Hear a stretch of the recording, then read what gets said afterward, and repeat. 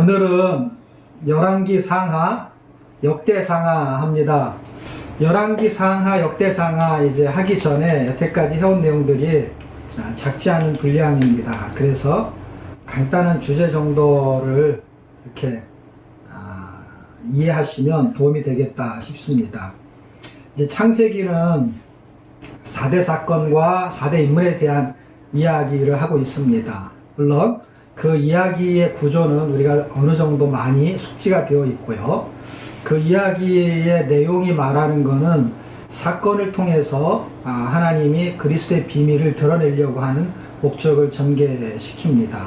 그리고 언약을 통해서 하나님의 목적인 그리스도가 분명히 드러나는 것을 우리가 갈라디아서 3장 16절을 통해서 씨를 주겠다 하는 약속이 바로 예수님이었다라는 것으로 귀결이 됩니다.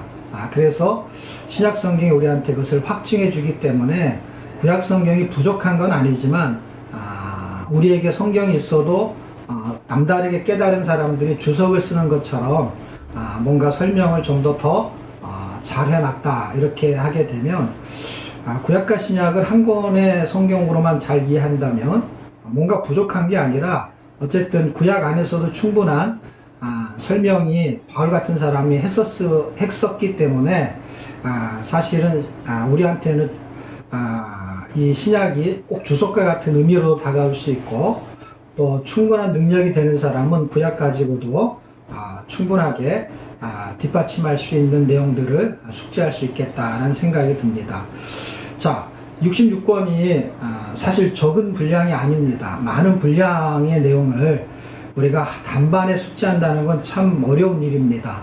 근데 평생 신앙생활을 한다는 걸 가정하면 이제 마음의 여유를 가지시고 창세기 한 권, 출애굽기 한 권에 대한 이 전체적인 구조를 어느 정도만 잡는다면 그 다음부터는 점점 깊어지는 공부를 이제 평생 하시는 거죠. 그런데 전체 흐름을 아는 건 어떤 의미가 있냐면 우리가 퍼즐을 맞힐 때 이제 퍼즐을 사잖아요. 사게 되면 그 상자 박스 안에 퍼즐 조각만 있는 게 아니라 퍼즐 그림이 있어요. 그 그림이 있는 거를 보면서 맞추는 거예요. 그런데 보면서 맞춘다는 것은 전체 그림을 알고 맞추는 거죠. 그러니까 우리가 창세기를 하나 공부할 때 창세기서부터 요한계시록까지 전체 그림을 알면서 창세기의 조각을 맞히는 것과 전체 그림을 보지 않고 색깔이 비슷하네 해가지고 맞히게 되잖아요. 그러면은 창세기에 있는 색깔과 요한계시록에 있는 색깔이 같은 색깔이 있을 수도 있어요. 근데 요한계시록에서 맞춰야 될 조각을 여기다 갖다 맞추면 색깔은 맞는데 나중에 다 맞춰놓고 나면 이상한 그림이 그려지거든요. 그렇기 때문에 퍼즐을 맞춘다고 생각하시면 돼요. 퍼즐을 맞히는데 그림을 안 주고 조각만 주는 사람은 드물거든요. 전체 그림을 보면서 맞춰도 퍼즐 맞히는 게 그게 쉽지가 않은데 우리는 성경 전체 그림을 잘 모르는 상태에서 너무 부분적인 공부를 너무 많이 해가지고 사실은 전체 그림이 어디에 해당되는지를 모를 때가 가끔 있습니다. 그것이 신앙생활을 오래 해도 이상하게 성경에 대해서 답답함을 갖게 만들어요. 제가 어제도 얘기했지만 서울에 살면서 한국 사람이 부산, 대전 이런 데 안 살아도 거기가 어디지 이렇게 답답하지가 않거든요. 왜냐하면 내가 대충 알기 때문에 안 답답한 거예요. 근데 외국에서 한국에 여행 온 사람이 서울에 와가지고 서울 안에 있어도 답답해요. 지금 내가 어디에 있는지를 모르거든요. 그러니까 늘 지도를 들고 다니면서 내가 지금 어디서 어디를 가야 되지? 여기가 어디쯤이지? 계속 공부하면서 자기 위치를 확인하죠. 근데 지금 우리가 제가 지도를 설명하는 거는 또 다 나름대로 의미가 있어요. 성경은 예수 그리스도를 발견하게 하는 지도와 같아요. 그런데 옛날에 구니스라는 아이들이 주로 재밌게 보는 보물섬 이런 영화 같은 게 있었거든요. 제가 그 본 기억이 나는데 그 보물섬을 이제 찾는 거예요. 그런데 섬만 찾았고는 안 되는 거죠. 섬 어디엔가 보물이 있는 거예요. 근데 그 보물이 어디 묻혀 있는지를 찾으려면은 섬에 가서 막 뒤져갖고는 평생 찾아도 못 찾아요. 그러니까 보물이 묻혀 있는 지도를 찾아야 되는 거죠. 이 지도를 발견해 가지고 이제 그 지도를 보면서 보물을 찾게 되는 그런 과정을 그리는 영화로 제가 기억을 하거든요. 그런데 보물을 만약에 찾았다고 가정합시다. 그러고 나면 보물 지도는요, 갑오로 갖고 있을 수 있거나 기념품으로 갈 수 있을 수는 있어도 사실은 그 보물을 찾기 위한 목적이 지도였던 것이지, 서울에 온 외국인이 서울에 있는 내용을 다 알아버렸어요. 오래 있어서. 그럼 지도를 들고 다닐 필요가 없는 거예요. 왜냐하면 지도는 내가 어디서 어디를 가려고 하는 목적으로 필요했다고 가정한다면 내가 거기서 그냥 오래 있으면서 알아버렸어요. 그러면 지도가 굳이 필요가 없는 거예요. 특별하게 어디를 더 가야 되는데 세밀한 지도가 필요할 때는 필요하겠지만 그냥 그것까지 다 알아버렸어. 그럼 지도가 필요 없는 거거든요. 성경은 사실은 잘 생각해 보세요. 우리가 천국에 갔다라고 가정하면요, 하나님을 찬양하는 부분 외에는요 성경 공부가 없을 거예요. 창세기, 창조시대, 그러면서 하나님이 예수님한테 야 오늘 예수님한테 이제 지시를 해가지고 성령님한테 지시를 해서 자 오늘은 저 구원받은 사람들 천국에 저기 한국 사람들 이쪽으로 모이게 해가지고 자 창세기 공부반, 출애굽기 공부반 이런 게 없다는 거예요. 성경이 써진 목적이 이루어지게 되면요 성경의 내용을 알아버리잖아요. 고린도 전서 같은 데서도 그 바울이라는 사람이 지금은 희미하게 보인단 말이에요. 그때는 얼굴과 얼굴을 대어 볼 것이기 때문에 성경이 무슨 내용을 말했던 것을 그냥 가만 알아버리는 거야. 이렇게 이런 의미로 말했구나. 엄마가 나한테 왜 자꾸 이런 잔소리를 했지? 결혼해갖고 애를 낳잖아요. 엄마가 이래서 말했구나. 그냥 알아버리는 거야. 그때 되면 알아버리는 거야. 그 공부를 그렇게까지 할 필요가 없는 거야. 그냥 알아버리면 사실 공부가 아무 의미가 없는 거예요. 모르니까 공부가 필요한 거예요. 근데 이 성경이 보물지도예요. 보물지도인데 아직 보물을 못 찾았어. 그런데 고린도후서 4장 7절에 보게 되면요, 그리스도는 이 내 몸에 있는 이 질그릇에 담긴 보배다 그랬어요. 보배, 보화, 보물이에요. 그러니까 예수를 발견하는 건요 보물을 발견하는 것과 같아요. 비유를 들자면 성경도 그런 비유를 들고 제가 이제 보물섬의 예를 들어도 마찬가지예요. 그래서 성경을 통해서 예수님을 구약에서 그 다음에 신약에서 예수님이 어떤 분이고 그분이 성경을 주신 목적이 무엇이고 라는 걸 알아버렸어요. 그럼 창조시대는 몇 년? 그런 게 무슨 의미가 있어요? 아브라함은 2166년경 사람이다. 모세는 1500년경 사람이다. 그런 거 시험 볼 일 하나도 없고요.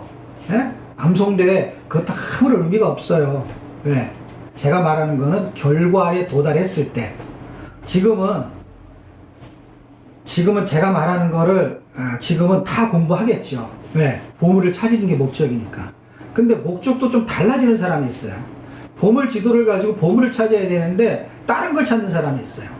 성경을 가지고 자꾸 헤매는 거야. 그러니까 성경이 말하는 보물 지도 가지고 보물을 안 찾으면 정말 이상하잖아요. 바보잖아요, 그거.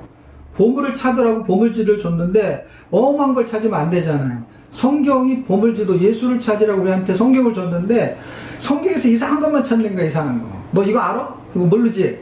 이게 이런 뜻이야. 이런 것만 찾는 거예요. 그러니까 자기가 나는 많이 안다 성경을. 그래서 자기 많이 아는 거를 갖춰가지고 예수는 하나도 몰라. 근데 엄한 거는 엄청 많이 알아. 그리고 그걸 막 자랑을 해. 진짜를 알아버리잖아요. 그러면은 부분적인 거를 정확하게 몰라도 전혀 문제가 안 돼요. 예수를 알아버리잖아요. 그리고 그분이 이렇게 살기를 원하는 걸 알아버리잖아요. 그러면 내가 이 말이 무슨 말인지는 잘 설명이 안 돼서 그런 거지. 설명이 안 돼도 사람마다 이 지적인 능력과 사고와 그 사람의 가지고 있는 역량을 다 다양하게 줘서 하나님이 달란트를 주셔가지고 어떤 사람은 선교사, 어떤 사람은 목회자, 어떤 사람은 전도자, 다양하게 하나님이 일꾼을 쓰시기 때문에 알아도 말을 잘 못하는 사람도 있어요. 언변이 약해가지고. 그렇지만 깨닫게 하는 머리를 줄 수 있거든요. 하나님이 성령을 통해서. 그럼 이 성경을 통해서 조직적인 공부가 필요한 건 사실이에요. 뭔가의 구조. 아까 어제도 제가 설명했듯이 물을 먹으려면 물컵이 필요한 거, 물컵의 종류는 중요하지 않죠. 여기다가 무슨 플라스틱 컵을 먹든지 유리컵으로 먹든지 그건 두 번째 문제고, 물을 먹으려면 전달 수단이 필요한 거기 때문에 전달 수단을 신학교 가서 조직 신학적으로 공부해서 전달하든지 아니면 투박하게 전달하든지 그 전달의 차이 때문에 전달을 받는 사람이 이해도가 떨어지거나 이해가 잘 되거나 하는 차이는 있을지 모르지만 일단은 내용물을 먹을 수만 있다면 전달 수단은 대동소이하고 그 다음에 약간의 차이는 있죠.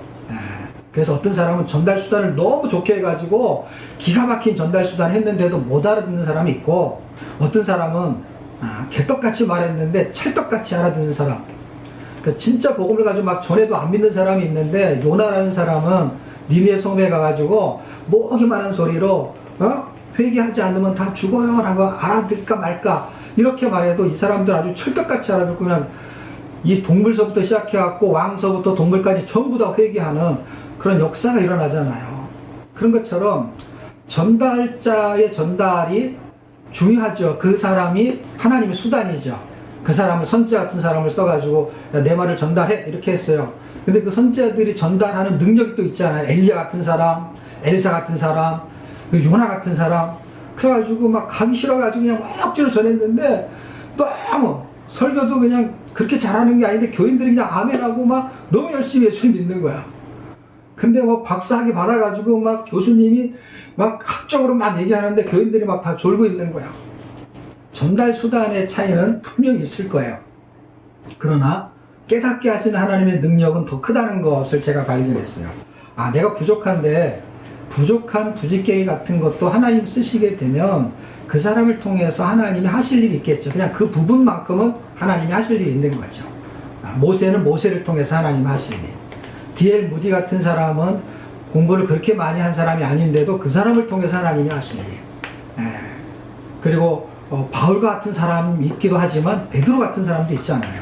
베드로 같은 사람은 바울하고 비교하게 되면 학문이 없다라고 평가를 하잖아요. 그런데 하나님이 바울 같은 사람을 크게 쓰는 경우가 있잖아요.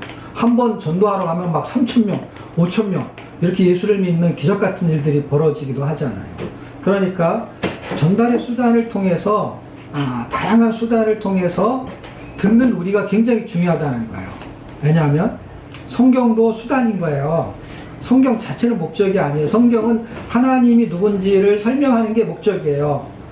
예수님이 누구인지를 설명하는 게 목적이에요. 그것을 깨닫게 하는 성령님이 누구인지를 설명하는 게 목적이에요. 그래서 그 목적이 이루어져서 종국에, 천국이라는 어떤 종국에 다다르게 되면은 성경이 필요가 없다는 것이죠. 왜냐하면 보물을 찾아버렸으니까.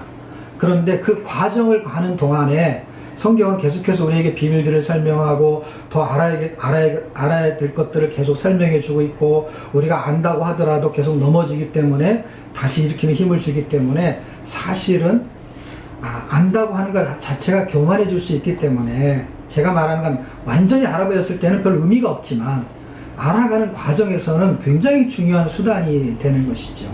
그 수단을 놓치지 않고 할 수 있는 가장 좋은 방법은 일주일에 한 번 교회 가서 성경 공부하고 새벽에 가서 기도하고 하는 것처럼 이 성경은 수시로 내가 읽을 수 있고 요새는 오디오도 발달돼 있고 SNS도 발달돼 있고 이 문명의 이기가 발달돼 있어서 핸드폰 하나만 들고 다녀도 사실은 그 안에 오디오를 다 이렇게 입력할 수가 있잖아요. 어디에서도 이제 들을 수가 있고 그런 하나님과 친숙한 그런 관계를 여러분이 맺는다면 어느 날 여러분이 성경을 읽을 때 창세기, 그럼 창세기 눈이 열리게 될 거예요.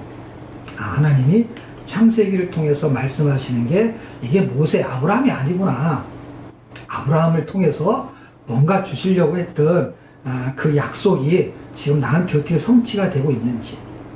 그래서 그 성취를 창세기에서는 여자의 후손 예수 그리스도를 주시겠다라고 약속했는데 그것이 출애굽기에 와서는 어린 양으로 드러나는 거야. 그래서 요한복음 1장 29절에 읽어보게 되면은 요한이라는 사람이 뭐 장로교는 세례요한이라고 하는데 우리 침례교에서는 침례요한이라고 하잖아요.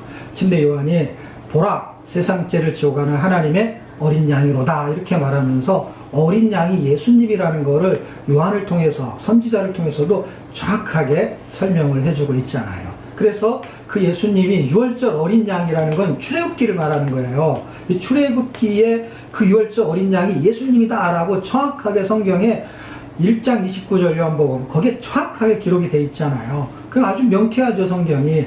그렇고 그 예수 그리스도가 어린 양으로 등장해, 출애굽기에서.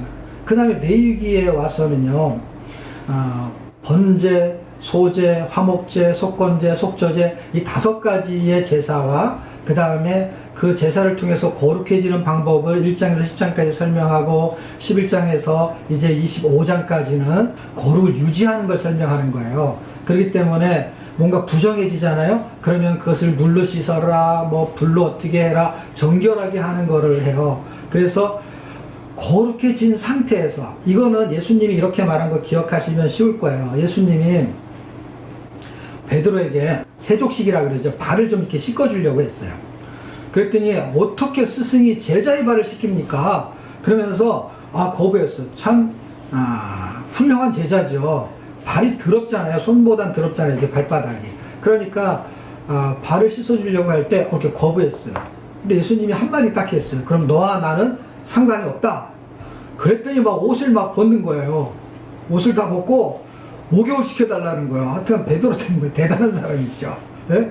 목욕을 상관이 더 많고 싶다는 거예요. 발 하나 갖고 안 되는 거예요. 그냥 머리서부터 발끝까지 시켜달라는 거예요. 너 참 대단한 사람이야. 그런데 목욕한 사람은 이제 발만 씻으면 된다는 거예요. 그 더러워진 거기만. 그러면서 이거하고 연결을 만약에 시킨다면 거룩해진 하나님의 백성이 이 하나님과 그 화목한 그 관계가 깨졌던 것을 죄로 인해서 그걸 다시 이렇게 회복하게 되면서 점점점 거룩해 하시는 하나님이잖아요. 이 레위기가 거룩하게 되는 과정에서 이 거룩하지 못한 습성들이 나타나고 죄를 지을 경우에는 이제 발만 씻는 것처럼 그 부분만 깨끗하게 하는 것처럼 이제 어디가 부정해지면 어떻게 해서 깨끗해지고 하는 정결법들이 있거든요. 그래서 본질적인 정결은 죄를 말하는 거고, 그 죄의 습성이 남아있는 것을 통해 가지고 말 실수하거나 아니면은 이 행동을 통해 가지고 남을 좀 해코지하거나 아니면 애를 하나 낳더라도 애를 낳고 나서 그 유출병 피가 이렇게 나오는 것까지도 그걸 더 깨끗한 것으로 해석하기 위해서 뭐 7일 동안 14일 동안 이렇게 격리시키고 하는 것이 부정해지면은 다시 정결하게 하는 과정을 갖게 하거든요. 그것을 저는 레위기는 정반부에서는 거룩하게 하는 방법이 움직이고, 그 다음에 본론에 가서는 예수를 믿었다. 믿은 다음에는 이제 성화되는 것처럼 이제 정결을 유지하는 과정을 겪는 거죠. 계속. 그리고 26장과 27장에는 이제 상벌법이 등장하면서 이제 결과에 대한 이야기를 하면서 레위기도 서론, 본론, 결론으로 이렇게 세 개로 잘 구분할 수가 있어요. 그런 거기에 우리를 깨끗하게 하는 그분, 거룩하게 하는 분이 누구냐 할 때 로마서 3장 24절 25절 읽어보게 되면 화목제물이라는 게 나와요. 그래서 화목제물이 레위기에 있는 화목제물이잖아요. 하나님과 우리하고 막힌 담을 허는 것이 이 화목제물의 역할이라는 거예요. 그 역할을 누가 하냐면 예수님이 해요. 그래서 예수님이 레위기에 와서는 이제 제물로 죽으시는 이야기가 전개되고 있는 것이고, 그거에 대한 이야기를 어제 우리가 히브리서를 잠깐 봤잖아요. 다른 얘기 하려고 하다가 5장서부터 10장까지의 이야기는 그분이 제사장이 되는데 대제사장이 되고, 그 다음에 그분이 성전이 되고 그분이 제물이 된다는 거예요. 그러니까 레위기의 5대 제사를 완성하신 분이죠, 그분이. 그래서 완성을 해요. 그렇게 하고 레위기에서 민수기에 왔을 때 이제 민수기에서는 성막이 이렇게 이동하잖아요, 광야를 살 때. 그래서 그것 때문에 이제 사람들이 교회 중심, 말씀 중심, 그러면서 교회 근처에 와서 살아야 된다, 뭐 이런 얘기도 옛날에 부흥사들이 많이 한 걸 제가 들은 기억이 납니다. 성전이 이제 기준이 된다는 것이죠. 성전이 인도하는 삶을 사는 거예요. 광야. 우리가 지금 광야 같은 세상을 살잖아요. 그래서 성전을 따라서 살아야 되는데, 인간이 그 습성이 계속 뭘 가지고 있냐면, 이 육신은, 겉은 성전을 따라서 가요. 성막이 움직일 때 따라가요. 근데, 사실은 속은 욕심을 따라간다 해서 그 결과치가 22장에서 25장에 이제 발람 사건이거든요. 그 발람의 사건이 이제 계시록에도 이제 등장을 하죠. 그 사건이 등장을 하는 그 어려움 속에서 여호수아 갈렙 같은 사람은 온전히 순종했다 하는 이야기를 통해서 순종하게 만드는 분이 도대체 누구냐 할 때 이제 신명기 30장 6절에 가게 되면 거기서 거룩하게 하게 만들고 그 다음에 순종하게 만들고 하는 게 마음의 할례라는 걸 가지고 설명을 해요. 그래서 마음에서 믿어지게 만드는 거, 그게 누구냐? 그게 하나님이라는 거예요. 그 하나님이 임마누엘로 우리 마음속에서 이게 믿어지는 거예요. 믿고 싶은 것과 믿어지는 거, 아는 것과 믿어지는 거 완전히 다른 거예요. 그래서 지식과 믿음은 이렇게 뭐라 그래야 되죠? 이게 지식과 믿음이 같이 비례할 수도 있지만 반비례할 수도 있거든요. 그러니까 아는 만큼 사라지지 않을 수도 있어요. 알기 때문에 살 수 있어요. 모르면 못 살아요. 그래서 알아야 돼. 근데 아는데 안 사라지는 게 있어요. 이상하게. 그래서 아는 만큼 사라지면 이제 비례하는 거죠. 2개 알았으면 2개 사라지고 3개 알면 3개 사라지고 이래야 되는데 처음에는 조금밖에 몰랐기 때문에 그게 사라지는 게 비례하는 것처럼 가요. 근데 이 사라지는 것은 점점점 더딘데 아는 거 너무 많으니까 반비례처럼 나타나는 거예요. 10개, 20개, 100배. 그냥 막 40년, 50년 신앙생활 하다 보니까 아는 게 되게 많아졌어요. 근데 사는 거는 별로 몇 개 못 사는 거예요. 아는 만큼 안 사라져. 그게 지식하고 사라지는 거하고는 좀 다를 수 있다. 라는 이야기가 민수기 이야기고, 그거는 히브리서 3장에서 민수기 이야기를 해주거든요. 거기에서 믿음이 없으면 절대로 사라지지 않는다. 그래서 하나님의 진짜 통치의 구조는 겉에 보이는 거는 성막, 성전, 그건데 그분이 안으로 들어와서 통치의 핵심적인 기준은 그분이 나의 주인이 되는 거예요. 로드십을 인정하는 거죠. 그 로드십을 인정하는 그 주인 대신, 그래서 내가 그분을 주님이라고 부르면서 진짜 주님으로 대접할 수 있는 그 믿음을 말하는 거죠. 나는 그분의 종이지. 바울은 그래서 자기는 종이라는 얘기를 계속 하거든요. 그래서 그게 현실로 나타나는 거, 그게 믿음이거든요. 그러니까 우리가 머리로 아는데 그분은 주님이지, 우리가 부르죠. 주님 이렇게 부르죠. 근데 현실로 나타나진 않죠. 그거는 지식이에요. 근데 현실로 나타나는 거예요. 그러니까 회사에 가갖고 사장님 불러요. 그리고 사장님이 뭘 시켜요. 그럼 사원이 해요. 근데 사장님 부르는데 사장님이 시키면 안 해요. 그럼 네가 사장해라. 네가 회장이냐, 왜 내 말 안 듣냐? 그 회사에 있을 수가 없죠. 왜냐? 사장님 말을 안 듣는 사람에게 월급을 줄 리가 없죠. 일을 안 하는데, 사원이. 자기 기준으로 일하는데. 그럼 지체계도 없고. 그러니까 그분이 나의 주인인데, 기도할 때도 주님 이렇게 부르고 매사에 주님이라고 부르는데, 주님이 성경을 통해서 우리한테 뭔가를 시키면은 자기가 주인이에요. 삶을 살 때는. 그러니까 지식으로는 주님이고 삶에서는 자기가 주인인 거예요. 그러니까 주인이 아닌 거죠, 그분은. 왜? 삶으로 드러나니까 그 행동으로 나타나야 되는데. 그래서 그게 믿음이고 그걸 마음의 할례로 설명을 하고 있습니다. 이것이 무너지기 시작해요. 통치가 무너지기 시작을 했어요. 언제부터? 창세기 때부터 무너지기 시작했어요. 그래서 이게 계속 무너져요.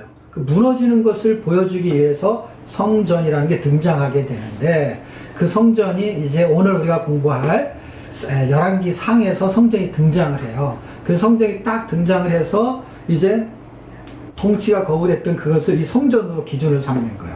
그래서 대부분의 선지자가 성전을 중심으로 사역을 해요. 선지자들이 이제 우리가 잘 아는 선지자들이 호세아서부터 이제 말라기까지 있잖아요. 근데 그건 후기 선지자라고 합니다. 그래서 후기 선지자와 초기 선지자 이렇게 구분을 하는 거는 성경을 쓴 선지자가 있고 후기 선지자는 문서 선지자라고 하는데 성경을 쓴 선지자예요. 근데 호세아 앞에 있는 선지자들, 그 선지자들이 성경을 주로 안 썼어요. 그래서 초기, 후기 이렇게 구분을 하는 것이죠. 전기, 후기로. 그럴 때 엘리야, 엘리사는 엘리사서, 엘리야서 이런 게 없잖아요. 그래서 이제 그렇게 구분을 해요. 나단도 선지자인데 나단서 이런 거 없잖아요.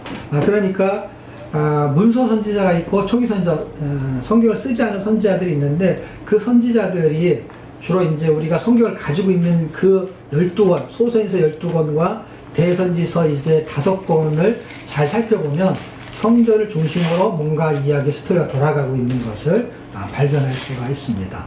그렇기 때문에 이제 눈으로 보이기 시작하는 거야. 이제 사람들 눈에 전체가 보일 수 있는 것을 딱 예루살렘에 세우는 게 이제 성전이고, 그 성전이 이제 열왕기 상하를 통해서는 이제 본격적으로 무너지는 것을 보여줘요. 그리고 포로로 잡혀가고, 그 다음에 역대상하에서는 열왕기 상하에 있는 내용이 적어도 한 70~80% 이상, 그러니까 똑같은 내용이 거의 똑같이 등장을 해요. 그런데 같은 내용이에요. 그러니까 어떻게 이해하시면 되냐면, 같은 내용이는데 이 저수를 하는 사람의 관점이 역대기와 열왕기가 달라요. 그러니까 똑같은 역사를 기술하는데, 그래서 역대기도 역사고 열왕기도 역사라고 이해하셔도 돼요. 그래서 역사서에 있는 거예요. 그런데 초점이 달라요. 그래서 그 초점을 오늘 이해를 하시고 들으시면 열왕기와 역대기가 그렇게 어렵지 않다. 물론 이 책들은 전부 포로 후기에 쓰여진 책들이에요. 다시 말하면 포로로 잡혀왔는데 이런 거죠. 우리가 왜 여기 살지? 쿤타킨테 뭐 이런 거 보셨어요? 쿤타킨테? 대답을 안 하니까 알 수가 없네. 보셨군요. 손으로. 그러면 미국에서 이제 쿤타킨테는 미국에서 이제 만든 거니까 뭐 예를 들면 노예들이 뭐 미국에만 잡혀간 건 아니니까 그 당시에 여러 나라로 많이 잡혀갔는데, 어쨌든 그 영화 때문에 이제 제가 뿌리라는 거, 한국에서는 뿌리라는 것으로 이제 그 드라마를 제가 본 기억이 나요. 참 처절하기도 하고 그 당시 문화를 보기도 해서 그렇게밖에 알 수가 없는 거죠. 우리는 그 당시 안 살았으니까. 그런데 그걸 보면서 뿌리가 어딘가, 다른 사람 다 얼굴이 하얀데 자기만 까만데 까만 사람이 하얀 사람들하고 같이 사는 거야. 우리는 왜 여기 와서 살지? 우리 아버지, 우리 할아버지 때는 여기 안 살았는데? 그러면서 이제 뭐 뿌리를 찾는 것이죠.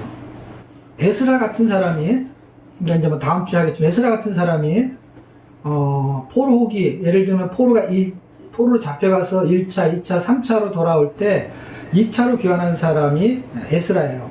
2차로 귀환했다는 얘기는 잡혀가고 70년이 지나서 1차로 돌아오거든요. 근데 2차로 돌아올 때는 80년이 더 지나야 2차로 돌아와요. 그러니까 잡혀가고 150년 만에 돌아온 사람이 에스라예요. 그러니까 150년 전에 누군가 먼저 잡혀온 거에 2세, 3세일 수 있는 건데, 그러고 보면은 나는 왜 여기 와서 살지?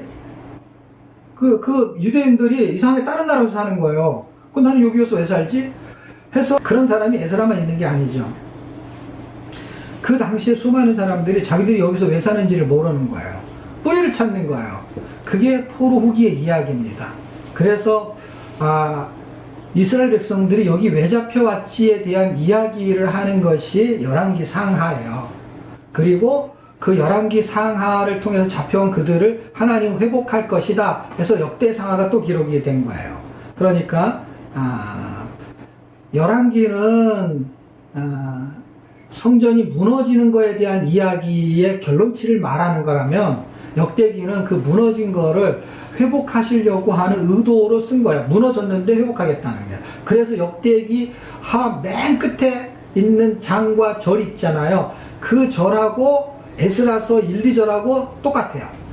그 두 절이. 그 연결을 시켜놨어요. 그러니까 역대상하, 에스라가 이렇게 붙어 있어요. 딱. 그런 의미로 해석이 된다면, 같은 사건을 다른 관점에서 기술하고 있다라고 보시면 도움이 될 것 같습니다. 자, 열왕기는 왕에 대한 이야기가 등장하게 됩니다. 그러니까 왕에 대한 이야기가 굉장히 많이 등장하는데, 그 왕에 대한 이야기에서 우리가 이제 열왕기는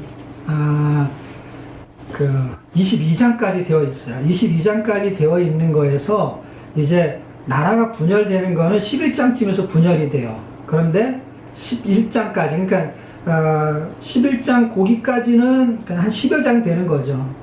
11장에서 이제 11장이라는 게 뭐 이렇게 둘로 나눠진다고 이해하시면 돼요. 그래서 12장 가면은 하나가 둘이 됐다, 이렇게 생각하시면 돼요. 12장 하나가 둘이 됐다. 12장이 되면서 이제 나라가 둘이 되는 거죠. 12장 외우기 좋죠. 12장 하나가 둘이 됐다. 자, 이렇게 해가지고 북이스라엘, 남유다 이렇게 나눠지게 되는데, 나눠지기 전에는 22장까지니까 11장이면 절반이잖아요. 절반. 절반에 해당되는 거, 열왕기상의 절반은 통일한국 시대, 나머지 절반서부터. 그러니까 이걸 그냥 오늘 외워버리셔야 돼요. 이걸 뭐 달달달 외울 필요 없어요. 이렇게 머릿속에 기억을 하면 돼. 22장 이거 몰라도 돼요. 절반까지는 통일한국 시대인데 딱 솔로몬 얘기만 해요. 또 그러니까 사무엘상에서는 다윗도 나오지만은 사울이 왕인 이야기, 사무엘 하에서는 다윗이 왕인 이야기, 왕권을 가지고 있는. 그리고 열왕기 상에 와서는 이제 두 사람은 다 이제 없어지고 솔로몬의 이야기. 그러면서 솔로몬의 그 아들 그 르호보암, 그 다음에 여로보암은 이제 솔로몬의 이제 부하 장수였었죠. 그게 둘로 이렇게 나눠져요. 근데 하나님이 그 솔로몬 때문에 이 나라를 둘로 나누게 될 때에 열지파를 이제 띄어가지고 다른 나라를 만들겠다 그래요. 열지파. 그래서 제가 옛날에 신학교 다닐 때 이게 잘 안 외워졌어요. 두 나라가 갈라졌는데 끝에 자가 똑같잖아요. 하나는 여로보암, 하나는 르호보암. 그러니까 이 둘이 형제 같은 거예요. 형제가 아니거든요. 근데 끝자가 똑같아가지고 굉장히 헷갈리는 거예요. 둘 중에 어쪽이 북쪽이고 어쪽이 남쪽이 이제 헷갈리는 거야. 근데 하나님 정말 넌센스가 있는 분이야. 열지파를 주겠다 그랬잖아요. 열지파는 띄어버리겠다고 했잖아요. 그래가지고 열지파를 띄어주는 게 북쪽일 거 아니에요. 북쪽. 그래갖고 열로보암이 된 거잖아. 그 열지파니까 열로보암이라고. 여로 할 때 로가 밑으로 와도 한국은 발음이 되거든요. 열로보암 이 발음이 되거든요. 그런데 이제 홀로 남으니까 어떻게 해요? 르호보암 홀로 남았잖아. 아주 비슷하게 한국말로 르호보암. 둘 중에 하나만 외우면 되는 거니까 어차피. 그 아주 열지파로 딱 나눠준 게 열로보암. 이게 북쪽이구나. 이렇게 둘로 촥 나눠놨어요. 거기까지 가는 동안에 나타나는 큰 사건이 뭐냐? 왕들의 이야기가 등장해요. 열왕들이죠. 그때부터 왕들이 막 북쪽 남쪽으로 막 나눠지게 되는데 그 왕들이 양쪽을 다 합치면 약 40여 명이 돼요. 40명이 사실 넘죠. 왜냐하면 통일한국 때 왕이 셋이고 그 다음에 북쪽은 19이고 그 다음에 남쪽은 20명인데 그 아달랴의 여왕을 빼게 되면 19이에요. 남자들만 치면, 남자 왕들만 치면 19. 근데 계산하기 좋게 그냥 20명이라 그러면 약 40명이잖아요. 그리고 여기 3명인데 그러면 40 뭐 한두 명 되는데 그렇게 외울 필요 없어요. 그냥 약 한 40명 되는구나. 제가 얘기했잖아요. 이걸 자세히 알아도 별 의미가 없다니까요. 근데 어느 정도는 비슷하게 알아야지. 그래야 어느 정도 많은지 400명하고 40명은 틀리잖아요. 그러니까 이 정도 인원이 움직이는 거지. 핵심적인 사람들만 알면 돼요. 또 그렇게 그 왕들의 흐름 속에서 하나님이 말하고 싶은 게 있어. 북쪽에는 어떤 왕. 그랬을 때 북쪽에 12장에서부터 갈라지면서 22장 오는 동안에 그때 핵심적인 왕이 누구냐 할 때 핵심적인 왕은 남쪽은 별로 없고요. 남쪽에 만약에 하나 되자면 여호사밧이고 북쪽은 아합이야. 아합이 아주 여로보암이라는 사람이 그 북쪽과 남쪽에 단과 부엘세베에다가 금신상을 세워놓고 거기에 제사 지내게 하고 우상을 섬기게 했는 그것은 출발하죠. 근데 여로보암보다 더 여로보암으로 간 길로 간 사람이 누구냐면 아합이에요. 그래서 대표적인 사람은 열왕기 상의 분열왕국의 대표적인 사람은 아합이에요. 근데 아합이 왕을 하고 있을 같은 시대의 왕이 누구냐 할 때 그 사람은 르호보암이 아닌 거예요. 이제 왕이 바뀌니까 쭉 그러면서 한 4대쯤인 그 왕이 누구냐 할 때 그 사람이 여호사밧인 거예요. 그래서 이렇게 4대쯤인지 어떻게 알아요? 그거 다 하나님이 다 이름에 넣어놨잖아요. 여호사밧. 그래 4대 여호사밧이잖아요. 그게 4대째 왕인 거예요. 그리고 북쪽은 아합이 이제 왕을 하고 있을 때죠. 그러니까 그 정도만 알아도 스토리를 이해하는데 전혀 지장이 없어요. 이걸 뭐 다 태종태제 문사인데 이렇게 안 외워도 괜찮아요. 그렇게 외우고 있다가 하나님 은혜를 주시게 되면 지혜가 있고 뭔가 이런데 사람 이름 외우고 또 예를 들면 연대를 외우는데 총명한 사람이 또 따로 있어요. 그런 사람들은 이렇게 잘 외워져요 또.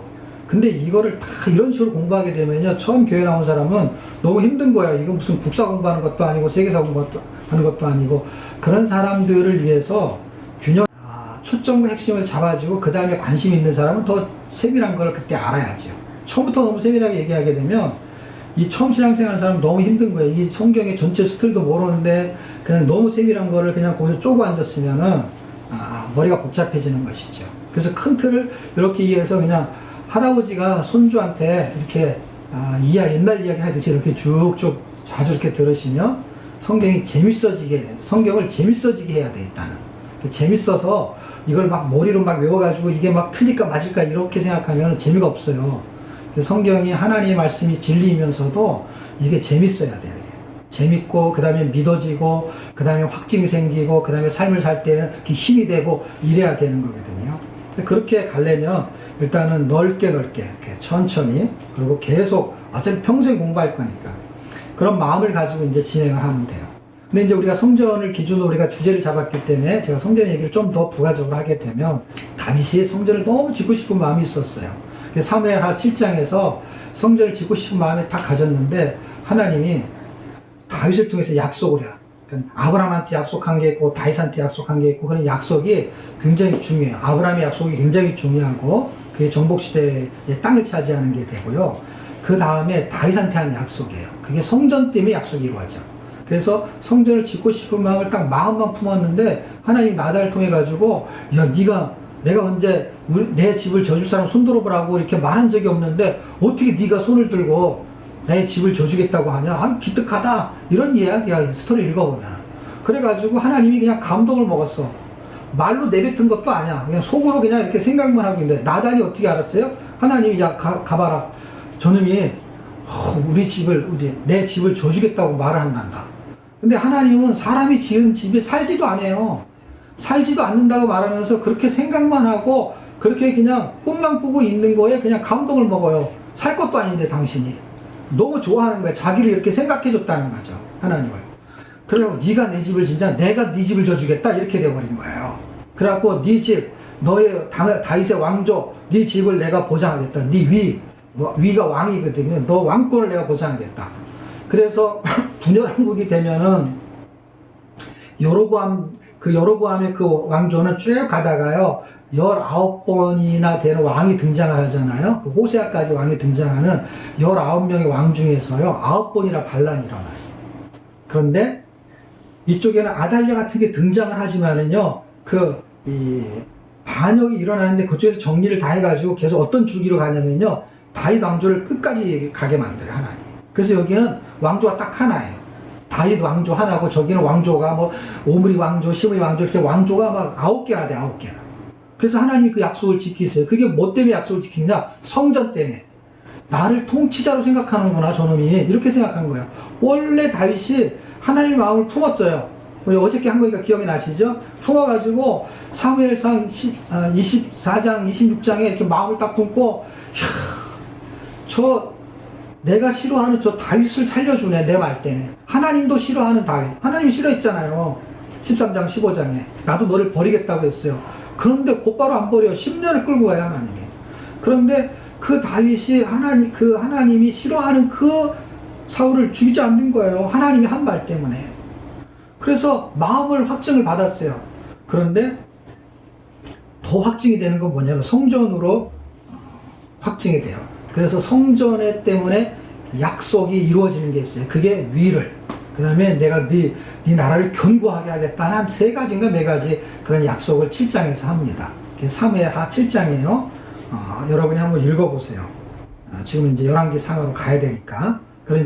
그런 배경들을 이렇게 지나온 거지만 여기하고 연결되면 이제 앞으로 가서 또 해주고 해가지고 이렇게 연결을 자꾸 시키셔야 돼. 이게 성경이 딱 떨어지는 게 아니라 이게 연결고리를 가지고 가요. 지금 제가 말하고 있는 사무엘하가요, 히브리서하고 연결이 돼요. 그러니까 이게 계속 연결이 되는데 너무 많이 연결하게 되면은 또 복잡해지니까 일단 여기하고 가까운 연결만 시킬게요. 그러면 그 마음을 딱 이해했어, 하나님이. 그래가지고 마음이 너무 좋아가지고, 이제 너는 내 백성이고 나는 너희 하나님이야 라는 단어를 확 바꿔요. 여기서 확 바꿔서 신약에서나 나오는 단어를 써요. 이때 나는 너희 아버지가 되고 너는 내 아들이 되리라, 이렇게 말해버려요. 그래서 성전을 기준으로 말하는 게 뭐냐면 아버지와 아들의 관계, 그 성전의 통치의 기준을 받아들이는 사람은 이제는 내 백성이라는 그런 개념보다는 가족의 개념으로 더 끌고 들어와요. 이게 더 점진화되잖아요. 그러면 가족의 개념이 아니라 부부의 개념으로 가는 거예요. 잘 보세요. 어떻게 점진화되나. 처음에는 나라야, 나라. 그래가지고 하나님이 왕이고 우리가 백성이야. 그런데 성전을 기준으로 갔을 때는요, 사무엘하 7장 14절쯤에 나올 거예요. 그쪽으로 이렇게 가게 되면, 그 7장 얼마 안 되니까 한번 읽어보세요. 거기 읽어보게 되면 그런 스토리가 전개가 돼요. 전개가 되면서 이제 너는 내 아들이고 나는 너희 아버지야. 이렇게 관계가 완전 달라져요. 달라지면서 네가 만약에 잘못하잖아? 그럼 내가 인생 책찍과 사람 막대기로 너를 내가 징계할 거야. 그런데 왜 히브리서하고 연결되냐면요. 이게 히브리서하고 가잖아요. 그러면 사생자 뭐 이런 얘기가 나와요. 12장쯤 가면. 그 나오는데 무슨 얘기를 하냐면 사생자가 어떤 게 사생자냐? 아버지가 없는 게 사생자라는 거예요. 그러니까 옛날에 욕을 막 한국에서 우리 때는 그런 욕을 들어본 적이 없는데 내가 어릴 때 들었던 기억이 나요. 나이 드신 분들이 옛날에는 어른들을 동네 어른들이면 다 인사하고 그랬어요. 우리 때만 해도. 지금은 그 문화가 좀 이렇게 안 좋은 문화로 바뀌어가지고 소닥보듯이 하는데 동네 어른들이면 다 친구의 아버지는 내 아버지하고 똑같았어요. 다 가서 새벽이 되고 인사하고 그냥 가족 같았어요. 그런데 그 당시에 그렇게 만약에 인사도 안 하고 그러잖아요. 그럼 호로 자식이라는 얘기를 한 적이 있어요. 그게 뭐냐면 너는 네 아비의 애부도 없냐? 뭐 이런 얘기요. 부모한테 배운 게 없냐? 이거예요. 그러니까 분부 대접을 했어야 돼요. 그때 어른들은 다.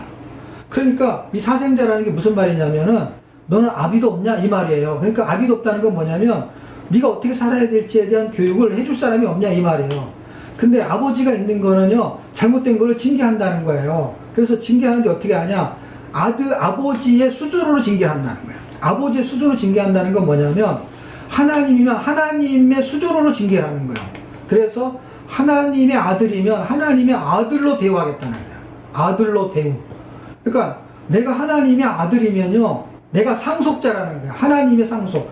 그 상속을 주기 위해서 하나님께서는 현대그룹의 아들만 되보십시오. 그러면 현대그룹의 어떤 사장이 그 아들을 상속을 하려고 그러면요, 상속자의 수준으로 키우거든요.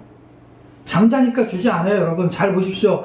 장자가 항상 물려받는 게 아니잖아요. 삼성그룹도 마찬가지고 아들 있으면은 내 회사를 물려받을 만한 자격이 되는 사람, 그리고 경영 수업도 다 시키죠. 근데 그 중에 살만한 사람을 뽑는데 그 수업을 회사가 크면 클수록 크게 시킨다는 거 아십니까? 그만큼 무거운 거예요. 상속이라는 거는요, 옛날에 드라마를 한 게 있어요. 상속자라는 드라마가 있었어요, 한국에요. 그 청소년 드라마인데 그때 저도 그게 재밌어서 봤거든요. 근데 상속자인데 영어로 막 뭐 이렇게 글을 쓰면서 부제가 붙었어요. 부제가 뭐가 붙었냐면 왕관을 쓰려는 자 그 무게를 견뎌라. 제목은 상속자인데 왕관을 쓰려는 자 그 무게를 견뎌라. 제가 이걸 딱 보면서 히브리 12장에 딱 생각이 났어요. 이거구나.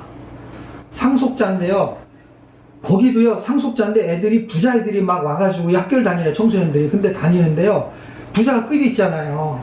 그러니까 일반 회사 사장, 그 다음에 막 중견회사, 그 다음에 아주 대기업 회사, 대기업 회사의 그 회장 아들은요, 차도 틀리고, 교육받는 것도 틀려요.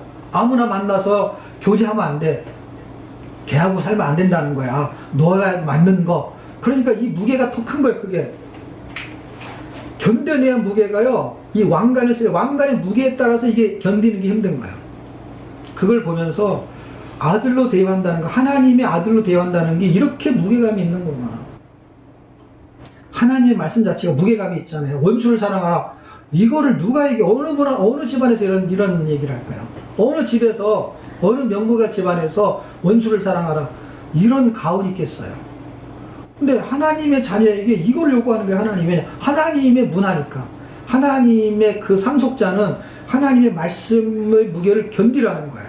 그 약속의 무게를. 그러니 이거를 못할 때는 어떻게 징계를 해가지고 어떻게 그걸 하게 만든다는 거예요.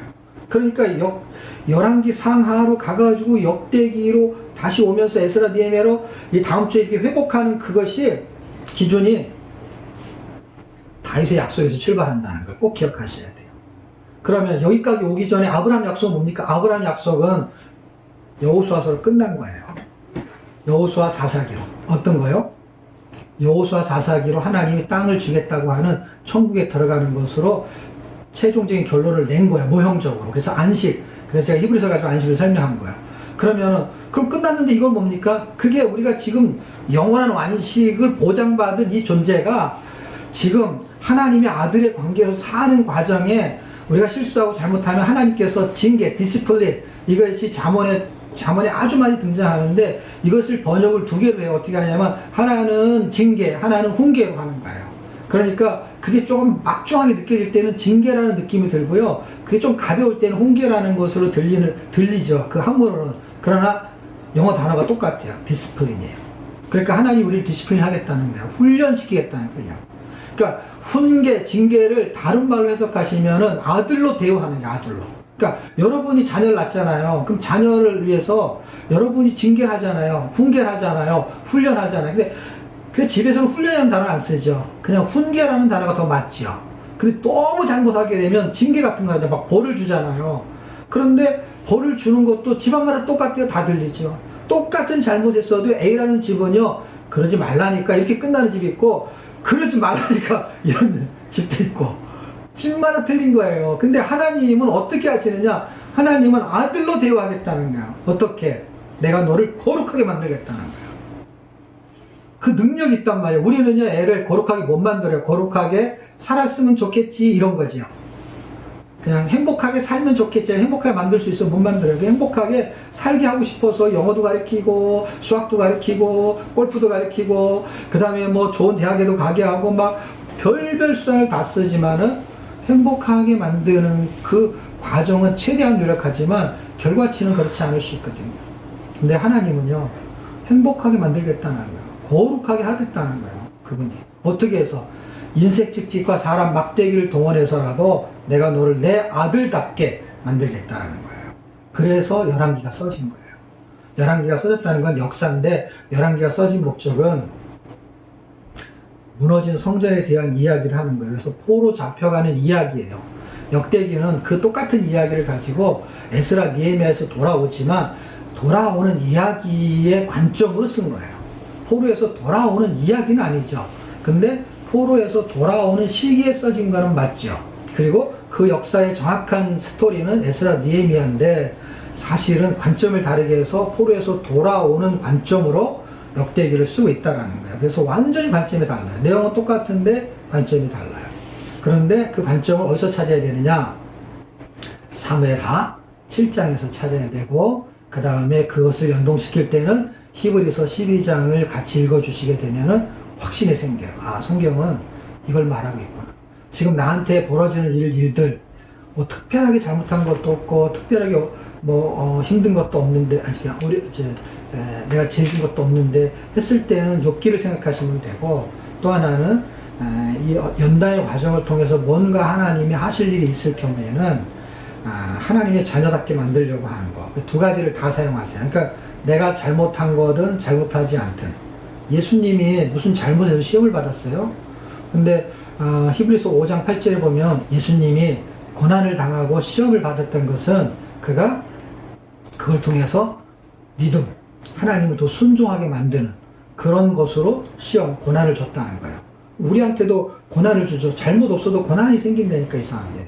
그것이 왜 어떤 의도로 왔는지를 생각을 하시고, 그 다음에는 어떤 잘못했을 때 하나님은 징계 이런 걸 통해서 회복을 초점으로 하는 거예요. 그래서 사울하고 다윗하고는 완전히 다른 관점을 이해하셔야 돼요.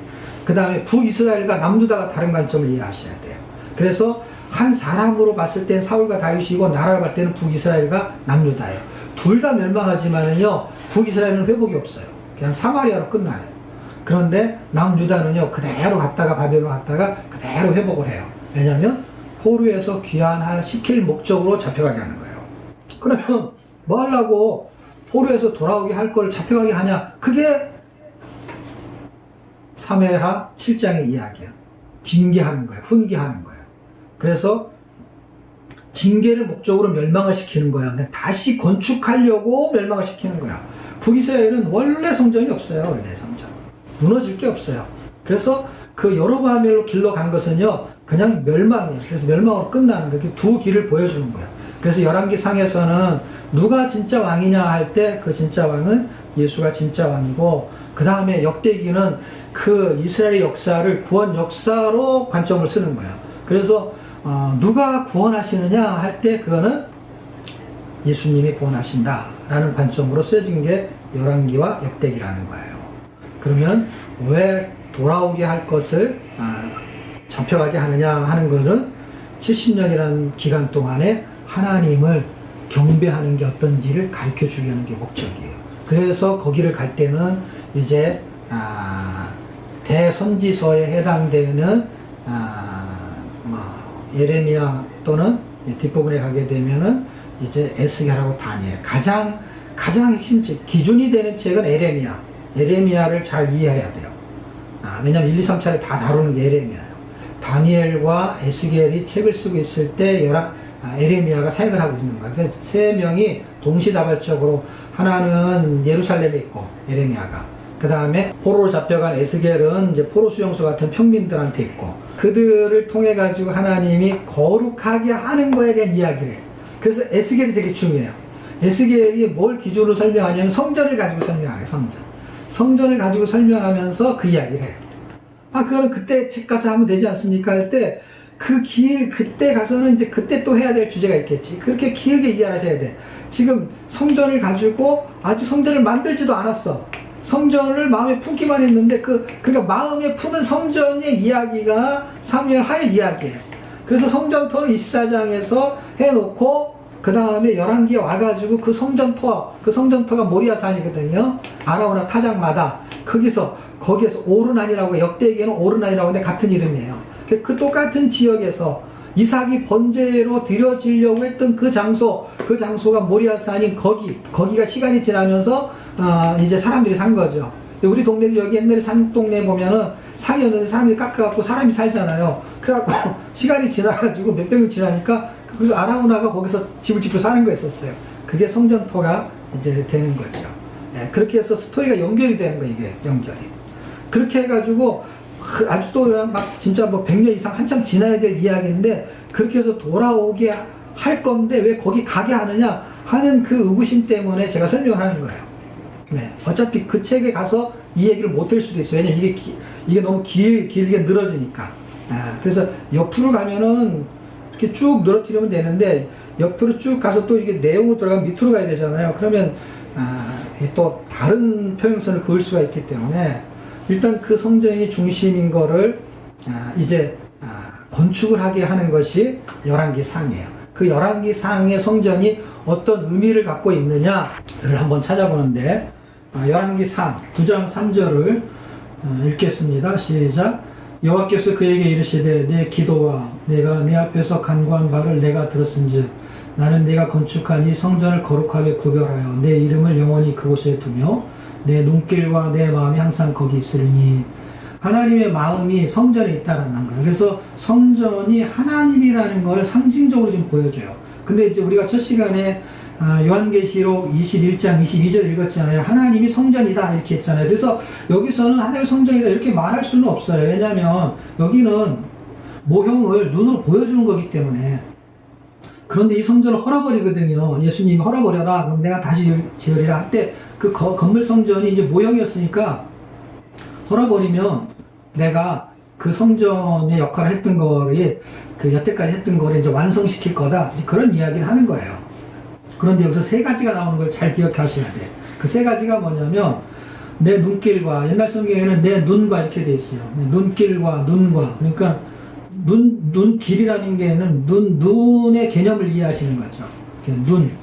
그러니까 그 창세기에 보면은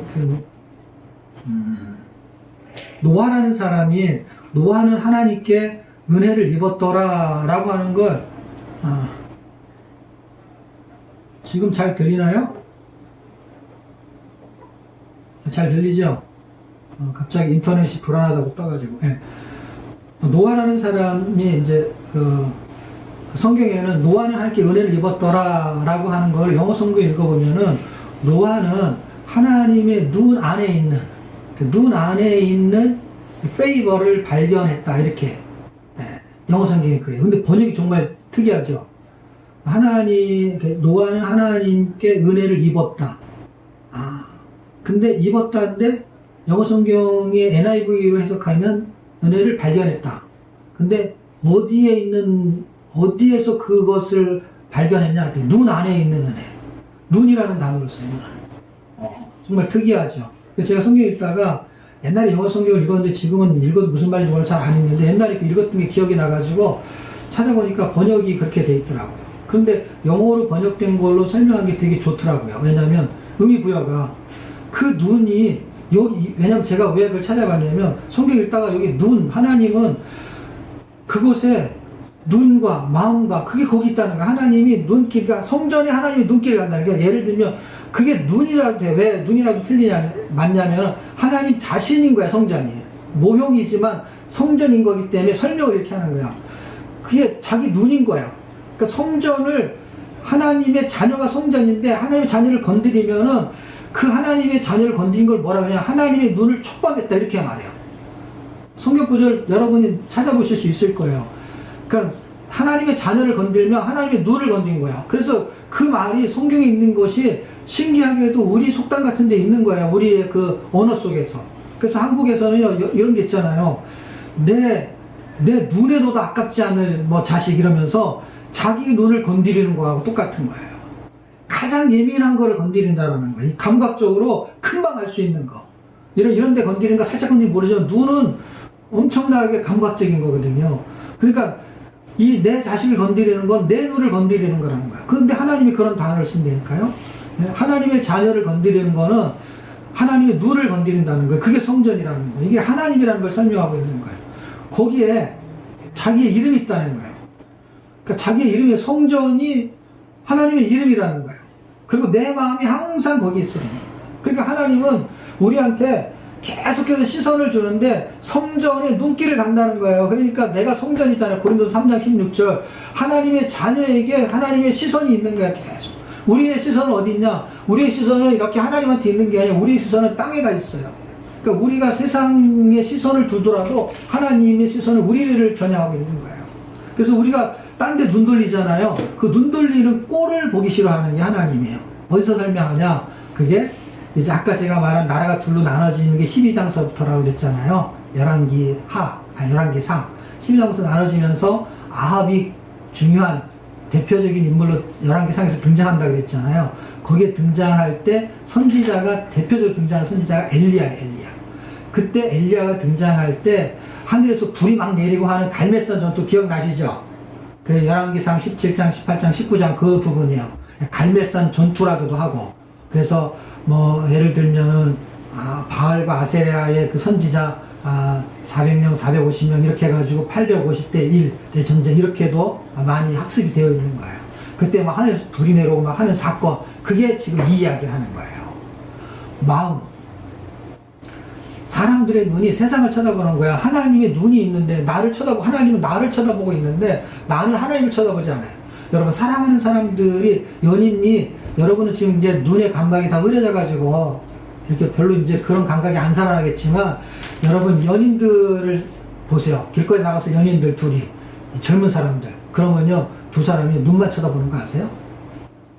여러분은 그런 적 있어요 없어요? 손을 들어보세요. 영원히 쳐다보기만 하면 어떡해요. 젊었을 때 쳐다보면요 잘 보세요. 길거리 지나가다가 횡단보도에 있는데요 이렇게 남자가 이렇게 서 있는데요 보통 자매들이 항상 그렇지 않지만 약간 키가 작아. 그러면 머리가 여기쯤 와. 그러면 이렇게 횡단보도에 둘이 붙어갖고 서가지고 있으면요 남자는 횡단보도에 그 빨간불 돌아 파란불 돌아 그거 쳐다보고 있는데 이 자매는요 남자 얼굴만 쳐다봐. 눈을 쳐다봐요. 얼굴의 핵심이 눈이거든요. 코, 입 쳐다보는 게 같지만 이 눈을 보는 거거든요, 결국에. 핵심이 눈이. 근데 이놈의 연인이 하나님 계속 나를 쳐다보는데 나는 계속 세상을 쳐다보는 거야. 야고보서 4장 4절. 세상과 짝하는 거를 간음이라고 말하고 하나님 그걸 싫어하는 거예요. 왜냐하면 사랑하기 때문에 간음이라는 단어를 쓰는 거예요. 그러니까 지금 성전이 사랑의 관계를 설명하는 거야. 내 아들의 관계이면서 사랑의 관계. 그래서 성전으로 오면서부터 와가지고는요, 잘 보세요. 이게 에베소로 가잖아요. 그럼 부부가 되는 거야, 부부가. 그래서 성전으로 아들과 아버지가 됐는데 성전 안으로 확 들어와 버리잖아요. 그러면 연인이 되는 거예요. 그래서 사랑의 관계가 아버지 아들의 사랑이 아니라 부부의 사랑이 돼요. 그게 호세아서예요. 그래서 에베소서에서는 이 비밀이 크도다라는 게 그게 남편과 아내의 이야기를 하는 게 아니고요. 그거는 비유를 설명하는 거고, 교회와 그리스도의 관계가 남편과 아내의 관계다. 근데 이게 비밀이다라는 거예요. 왜냐하면 부부는 눈으로 보여서 아는데 그걸 가지고 하나님이 우리를 사랑하는 것이 비밀이라는 걸 잘 모른다는 거예요, 사람들이. 그래서 비밀이라는 단어를 쓰는 거예요, 에베소서에서. 그러니까 지금 이제 열왕기로 오게 되잖아요. 이 사무엘 하 7장에 했을 때는 아버지 아들의 관계가 됐어. 근데 열왕기 3으로 와가지고는요, 여기서는 이제는 너하고 나하고 부부야 이런 단어를 쓰지 않지만요, 그게 구약에서 부부라는 단어를 이제 써요. 어디 가서 쓰냐? 호세에서 쓰는 거예요. 이게 같은 거야. 그래서 호세에서 가면은 이제는 부부지간으로 설명해. 부부지간. 이스라엘 백성이란 나라를 아내로 보는 거야. 전체를 아내로 보는 거야. 하나의 생명도 아내로 보죠. 그리스도의 신부인데, 장원에 가면 그리스도의 신부, 신약에 오면 분명히 이제는 부부 쪽의 이야기로 전개를 더 많이 시켜요. 그래서 어린 양의 혼인잔치. 아니, 왜 어린 양하고 혼인을 하냐고. 우리가 사람인데, 그리스도하고 혼인해야지. 어린 양의 혼인잔치라는 단어 자체가요, 구약에 있는 성경을 그대로 끌고 온다는 얘기예요. 어린 양은 비유였는데, 그 비유를 갖다 쓴다니까요. 그 어린 양이 예수님이었다는 거예요. 정확하게 계속 반복적으로. 그래서 어린 양의 혼인잔치, 우리가 어린 양하고 혼인하는 거예요. 지금은 정혼한 사이고, 이제 정혼이 끝나면, 유대인 사회에서는 정혼이 약 한 1년 정도인데, 이게 막 1000년도 되고 2000년도 되고, 하루가 1000년 같으니까 하나님은. 그러니까 지금 정혼한 사이가 우리가 그 정혼을 정결하게 살아야 되는데, 때가 되면 이제 혼인 잔치를 한다고요. 그래서 지금 하나님 우리를 부부처럼 생각하고 있는 거예요, 연인으로. 그래서 눈길을 주고 있는 거야, 계속 우리한테. 근데 우리는 자꾸 딴짓을 하는 거예요, 딴짓을. 그 딴짓을 하는 거에 대한 이야기가 열왕기상 솔로몬에 대한 이야기예요. 그 솔로몬이 막 1000명이나 더 되는 후궁을 거느렸다 이런 얘기를 하잖아요. 그러니까 연혼 정책을 쓰면서 이제 결혼을 해가지고 자기가 정치적으로 그런 관계를 맺는 거죠. 여기서 중요한 사건은 성전을 건축한 거, 그 다음에 이제 지혜를 받는 게 뭔지, 3장에서는 지혜를 받는 거, 이 9장쯤에서는 성전이 건축된 이야기가 끝나고 나타나는 거예요. 그러니까 하나님이 솔로몬한테 2번 나타나는데 3장에 나타나고 9장에 나타나요. 근데 3장에 나타날 때는 일천번제를 했을 때 나타나고, 그 다음에 성전을 건축해서 나타나요. 이게 다 써 있어요. 9장 2절, 여호와께서 전에 기브온에서 나타나신 같이, 전에 기브온라는 거는 일천번제를 말하는 거예요. 그때 한번 나타나요. 그 다음에 다시 솔로몬이 나타나서 할 때, 이거는 성전을 건축했을 때, 딱 2번 나타나요. 그러니까 굉장히 중요한 사건이에요. 근데 굉장히 중요한 사건은 사람들이 목사님들한테 공부를 많이 했기 때문에 저는 이제 스토리를, 그 이야기를 하지 않고 그냥 넘어가는 거예요. 넘어가서 지금 말라기, 그 다음에 예수님하고 연결시키는 스토리로 가는 거예요.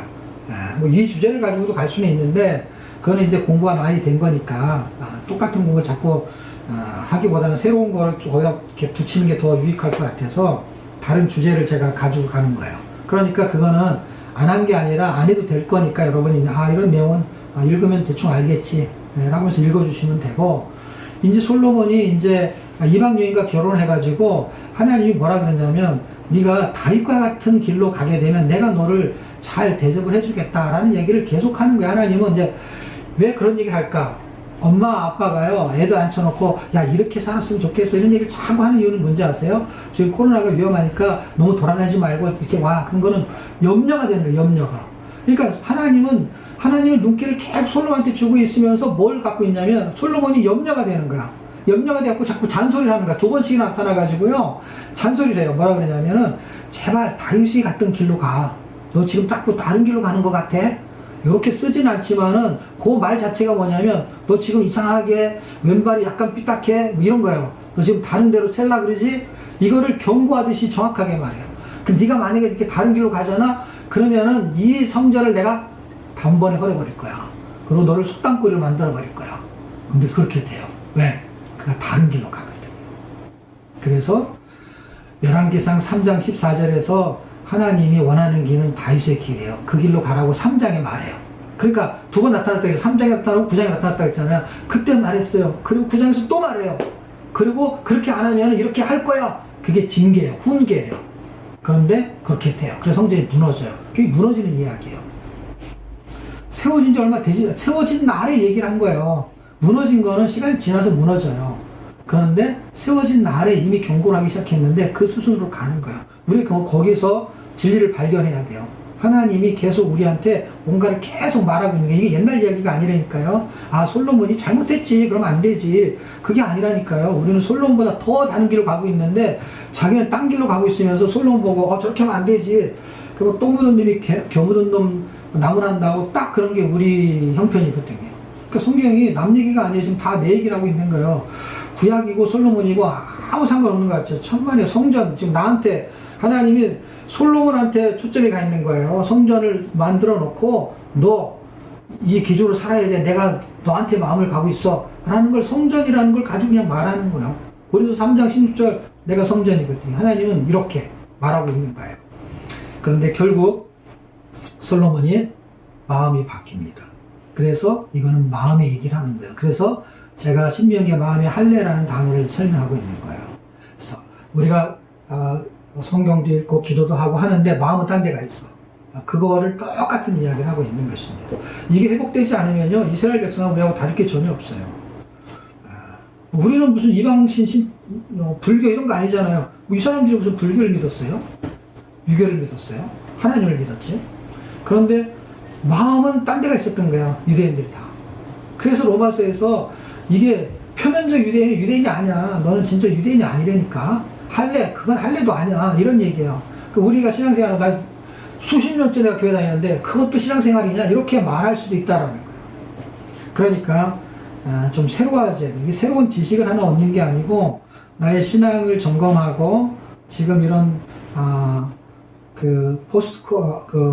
팬데믹 시기에 이제 하나님을 볼 수 있는 눈이 열려야 돼요. 이제 세상에 나가기도 힘들고 막 마스크도 해놓고 막 이제는 뭔가 세상하고 이렇게 격리되듯이 그런 자숙하는 시간을 하나님이 주신 것처럼 이런 시기에 하나님을 더 만날 수 있는, 그래서 이렇게 하나님을 만나는 것 같은데 하나님 만나는 건 성경이에요. 성경을 통해서 시선을 성경에다 두면 하나님을 볼 수 있는 거예요. 그래서 세상에 고정됐던 시선을 바꾸시는 게 하나님이에요. 그게 뭘 바꾸고 싶은 거냐? 1도, 2도, 3도 그걸 원하는 게 아니에요. 하나님은 시선을 성경에다 두게 해서 하나님의 마음을 깨달아서 내 마음을 바꾸겠다는 거예요. 그게 스토리로 연결이 돼요. 그래서 마음을 뺏겨버렸어. 그게 11장이에요. 뺏겨가지고 이제 하나님은 그 나라를 뺏어버리겠다. 네가 마음을 뺏겼냐? 네 나라를 내가 뺏어버리겠다 하면서 훈계를 하는 거예요. 훈계를. 나중에 돌려주지요. 나라를 다시 회복하니까. 그래서 깨달음을 주는 거예요. 70년이나 동안. 그런데 그래서 나라가 둘로 나눠졌어요. 나눠진 상태에서 이제 그거를 현실로 보여줘요. 하나님은 마음을 찾아오는 거. 17장서부터 전개되는 이야기가 엘리야가 뜨게 됩니다. 그 엘리야가 뜨게 되고 그 엘리야와 아합과의 대결을 하는 거죠. 사실은 대표 선수가 등장을 해서. 자, 그래서 아합이라는 그 아주 지독한 그 사람은 아주 그 이단과 같은, 우리로 말하면 이단이지, 이단과 같은 사람하고 결혼한 거죠. 이세벨하고. 그래갖고 아주 지독한 사람하고 결혼해가지고 아주 희한한 사람을 낳는데 그게 이제 아달랴예요. 그게 이제 열왕기 하로 가게 되면은 이제 남유다에서 나타나는 사건이에요. 근데 여기서 이제 스토리를 아셔야지. 이 아합이 이세벨하고 결혼해서 아들만 낳은 게 아니라 아들을 낳는데 이 아들보다 더한 놈이 이 아달랴. 그래서 이 아달랴도 외우기 쉬워요. 아들과 달라. 그래서 아달라. 그래서 아주 달라. 달라도 너무 달라. 그래서 아달라. 그래가지고 지독한 놈이 이게 아주 연이라고 하기도 그렇고 하여튼가 지독한 딸이야 이게 아주. 그래갖고 달라도 너무 달라요. 그래가지고 보통이 아니야. 막 자기 손주를 죽이는 게 이게 말이 됩니까, 여러분? 여러분 손주를 죽일 수 있어요? 못 죽여요. 손주야, 자기 자식보다 손주를 더 귀하게 생각하는 게 할머니 할아버지잖아요. 그런데 이런 사람이 어디가 있어요? 아달랴요. 이거는 사람도 아닌 거예요. 그러니까 이거를 인격적인 개념으로 보는 게 아니라 씨의 전쟁으로 보는 거거든요. 옛날 성경에는, 개혁 성경에는 왕의 씨를 진멸하려고 했다라는 거예요. 그게 이제 하나님의 씨와 사탄의 씨, 바알의 씨들을 하나님께서 다 무찌르기 위해서 이 열왕기상 이 끄트머리 19장에 가게 되면 엘리야한테 임무를 줘요. 로뎀 나만에서 쭉 늘어져가지고 이제 나만 남았는데요. 그래가지고 아주 힘들어가지고 죽으려고 해요. 이세벨이 쫓아오니까. 그런데 거기서 이제 나만 남았어요. 이제 하나님 섬기는 사람이 나밖에 없어요. 막 이래가지고 쭉 늘어져갖고 힘없다고 이렇게 하고 있는데 하나님 나타나가지고 너 말고 7,000명 더 있다고 한 게 이제 바알의 무릎 꿇지 않은 7,000이 그때 나온 이야기잖아요. 그러면서 명령을 하시지 하나님이 하사엘한테 기름을 붓고 그 다음에 예후한테 기름을 붓고 그 다음에 또 누구죠? 하사엘 같은 경우는 이방 나라 왕이에요. 이방 나라 왕을 만드는 거예요. 아람. 그 하사엘한테 그 다음에 북이스라엘의 왕이 에우는 장수인데 그 사람한테 기름 부어서 왕을 세우라는 거예요. 그리고 네 후계자로 엘리사한테 기름을 부라는 거예요. 이 세 개를 한 게 뭐냐? 마음을 세상에 뺏기고 우상을 섬기하는 그 세력들 속에서 자기 백성은 그 마음을 빼앗아오는 거고, 그 세력들은 예수님이 이 땅에 오실 때 히브리서 2장 14절 15절에 마귀를 멸하러 오셨다는 것처럼 그 세력들을, 벨의 세력, 마귀의 세력들을 완전히 없애는 거예요. 그 씨를 진멸하는 거예요. 그래서 씨의 전쟁이에요. 그래서 아말렉도 제가 이야기를 딱 포석을 깔아놨잖아요. 아말렉이 천년의 전쟁이라는 게 아말렉이 씨의 전쟁이에요. 그래서 다 죽이라는 것은 씨를 멸절시키라는 거예요. 씨를. 하나님이 독한 분이 아니라 씨를 말하는 거예요. 그래서 그쪽의 세력은요, 왕의 씨, 예수 그리스도가 탄생하는 그 씨, 그래서 그 씨가 그 씨를 말하는 거예요. 예수님이 탄생하는 줄기를 끊어버리려는 게 사탄의 전략이에요. 그래서 왕의 씨를 죽이는 거예요, 씨를. 그래서 손자를 죽인 게 아니고요, 씨를 죽이려는 게 목적이었던 것이죠. 근데 이제 육신적인 의미로는 자기 손자를 죽인 것이죠. 자, 열왕기 상에서 이제 나라가 둘로 분열된 것은 솔로몬이 마음을 뺏겼어요. 그게 핵심이에요. 그리고 그렇게 뺏겼던 그 마음을 다시 돌이키게 하기 위해서 이 바알의 마음을 뺏긴 이스라엘 백성들을 돌아오게 하는 거예요. 어떻게? 누가 진짜 하나님이냐? 바알이 하나님이면 하나님 섬겨라. 그리고 하나님이 그냥 여호와가 하나님이면 그분을 하나님을 섬겨라. 둘 중에 하나를 선택해야 할 때 이 사람들이 18장쯤 읽어보면은요, 그들이 머뭇거렸다 이렇게 기록되어 있어요. 그러면 잘 보세요. 다리가, 이게 다리, 이게 손이지만 다리라고 해봐요. 이 다리가 이렇게 양쪽에 걸치고 있는 거를 양다리라고 그래. 하나는 세상, 하나는 하나 쪽에 걸치는 양다리라고 그래. 그래갖고 양다리를 이렇게 걸치고 양다리라고 하는데, 우리가 다 양이니까 다 양다리를 걸쳐요. 우리가 양이라서 양다리를 걸친다고. 양다리를 걸쳐서 양이 됐는지를 모르겠어요. 하여튼간 세상과 하나님과 이렇게 양다리를 걸치고 있어. 그걸 양이라 그래. 양이 다리를 걸쳤잖아요. 이렇게 딱. 그래서 이 양다리를 한 다리로 만들어야 되는 거야. 그러니까 세상이 좋으면은 이쪽 다리 빼고 그쪽으로 갈아입어요. 그리고 하나님이 진짜 하나님이라고 생각하면 그 세상에 있는 발을 빼서 이쪽으로 가라는 거야. 근데 끝까지 양다리야. 왜? 우리가 양이니까. 끝까지 양다리를 걸치고 있어가지고 그냥. 근데 언제 이 다리를 빼느냐? 이 양다리들이, 예? 언제 다리를 빼냐? 하늘에서 불이 내리니까 놀래가지고 머뭇머뭇거렸다는 거야. 어디로 가지?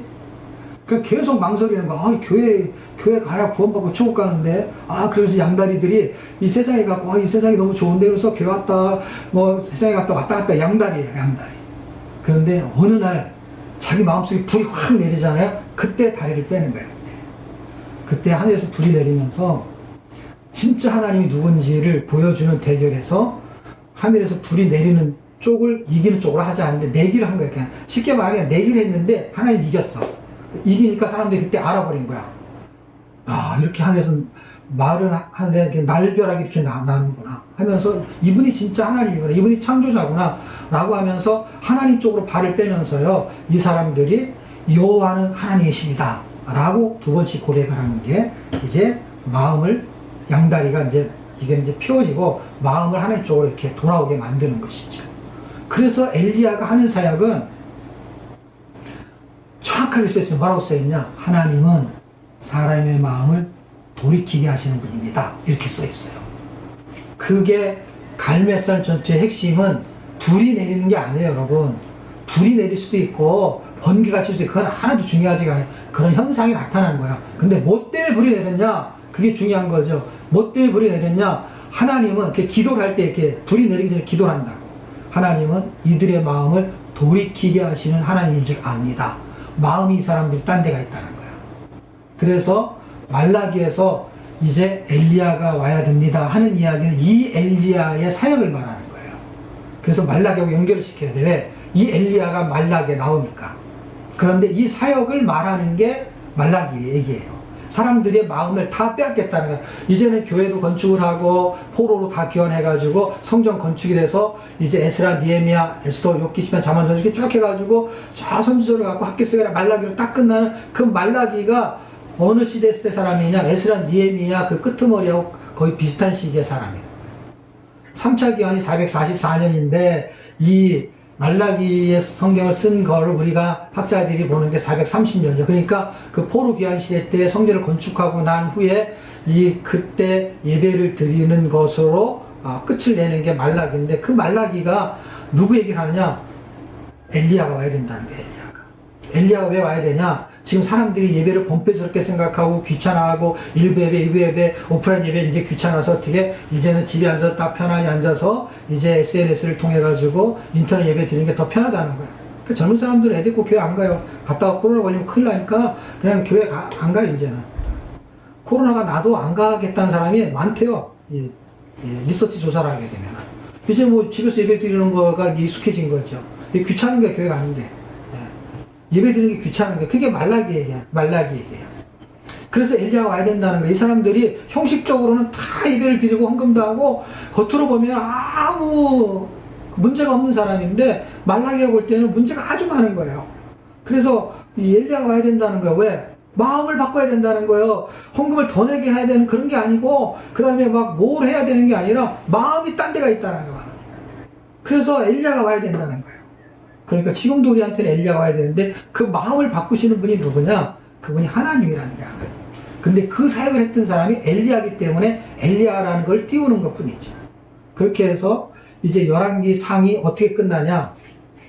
하나님의 마음을 돌이키게, 하나님은 세상에 빼앗긴 마음을 돌이키게 하는 것입니다 하는 이야기로 열왕기 상을 끝내고 열왕기 하가 움직이게 돼요. 열왕기 하가 움직이면서 이게 그냥 길어지는 거야. 계속 이 싸움을 하는 거야.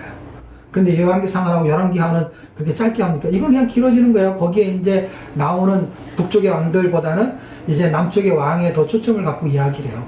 그 1장서부터 13장 갈 때까지는 열왕기 하요. 13장 갈 때까지는 엘리사 이야기를 하는 거예요. 엘리사 이야기. 그래서 하나님은 구원이십니다. 이거예요. 그래서 엘리야를 통해서는 여호와는 하나님이십니다 라는 이야기를 하는 거라면, 그 여호와는 구원자이십니다. 구원하시는 분입니다. 그러니까 하나님은 구원을 하시는 분입니다. 하나님은 사람들의 마음을 돌이키게 하고 그 사람들의 삶 속에서 구원하시는 일을 합니다. 그래서 먹을 것이 없을 때는 산에 가서 산에줄 뜯어 먹는데 그게 독이 들어있는 거라 사람들이 먹고 막 죽어가는데, 이거 엘리사한테 얘기하니까 엘리사가 밀가루 같은 걸 슉 집어넣으니까 그게 해독이 돼가지고 사람들이 살고, 뭐 보리떡 오병의 기적 같은 일들이 나타나가지고 보리떡 몇 개밖에 안 되는 걸 가지고 막 100명, 200명 이렇게 사람들이 먹고 하는 기가 막힌 이야기들. 도끼가 나무를 패다가 도끼가 물에 빠졌는데 도끼를 건져내는데 나뭇가지를 던지니까 이 신기하게도 그 무거운 도끼가 물에 붕 뜨고, 그래서 금도끼, 은도끼 이런 얘기가 거기 나오고. 그래서 한국 동화를 하면 성경이 너무 쉬워요. 이 도끼가 네 도끼냐 이런 얘기가 나온다고요. 그런 이야기가 계속해서 나오다가 그냥 13장 가면 거의 그런 얘기예요. 막 모압이라는 나라에서 막 다른 나라 사람들이 쳐들어왔을 때 거기서 나타나는 그 전쟁을 해서 이겨야 되는데 그들을 엘리사가 다 물리쳐요. 그냥 전쟁에서도 그들 다 돌아가게 하고, 그냥 엘리사 하나로 이스라엘 백성이 그냥 편안하게 살 수 있는 거예요. 먹을 거, 입을 거. 그냥 선지생도가 결혼했는데 이게 남편이 그냥 죽어버린 거예요. 그래서 과부가 됐는데 애하고 먹고 살아야 되는데 돈벌이도 없고 가난한 과부요. 그러니까 선지생도니까 지금은 신학생인데 거기다가 그냥 뒷바라지 해가지고 학비도 되고 다 했는데 이제 카드빚이 생긴 거예요. 지금으로 말하면. 그래갖고 남편은 죽고 이 카드빚 막아야 되는데 이거 뭐 살기가 너무 힘든 거예요. 그래가지고 그 집에 가가지고요. 병은 다 갖고 와봐라, 그릇은. 그래서 기름을 따르면 기름이 계속 나는 거, 그거 기억나시죠? 그런 거에서 기름이 어떻게 계속 나오냐고요, 기름이. 병 하나에 기름이 계속 나오는 거예요. 그릇만 많으면요. 그래가지고 주유소를 차려줘요, 주유소를. 그래서 기름이 나오는 데를 계속, 그냥 기름, 차에다 갖다 꽂으면 기름이 나오는 거예요. 그래서 주유소를 차려줘가지고 이 사람은 또 카드빚도 갚고. 아니, 그게 말이 되냐고. 말도 안 되는 이야기가 딱 몰아놨어. 3장서부터 한 7장, 8장 이렇게 갈 때까지. 전쟁을 해도 구원하고, 카드빚도 다 막아주고, 하나님은 그런 분이라는 거야. 그게 이름에다 딱 박아놨어. 엘리사, 여호와는 구원이시다. 구원하신다. 그분이 창조자고 그분이 구원자라는 거야. 그거를 보여주고 이제 그렇게 해도 돌이키지 않고 계속해서 여로보암의 길로 가는 게 북이스라엘이야. 그래서 그 나라는 17장에서 멸망을 해요. 그리고 18장에서부터 이제 25장 가는 동안에는 이제 남유다만 남아있는 걸 잔존왕국이라고 하는데 그때 히스기야가 등장하죠. 13번째 왕이 히스기야죠. 히스기야 왕이 등장하고 그 왕서부터는 이제 그 왕 때 북이스라엘 멸망해요. 북이스라엘은 20대 왕이 이제 호세하고 그래서 이제 나라는 하나 없어지고 그럼 나중에는 신약에 오면 이제 사마리아라는 그런 닉네임이 붙게 되는 것이죠. 혼혈민족이 되고. 그리고 달랑 이제 남유다 하나만 남았는데 여기도 여로보암으로 갔다가 그 다음엔 다윗의 길로 갔다가 질퍽질퍽하게 왔다 갔다 하는데 하나님께서 계속해서 다윗의 길로 가기를 원하는 거죠. 그래서 어떤 길이 하나님 원하시는 길이냐 할 때 그게 다윗의 길이라는 거예요.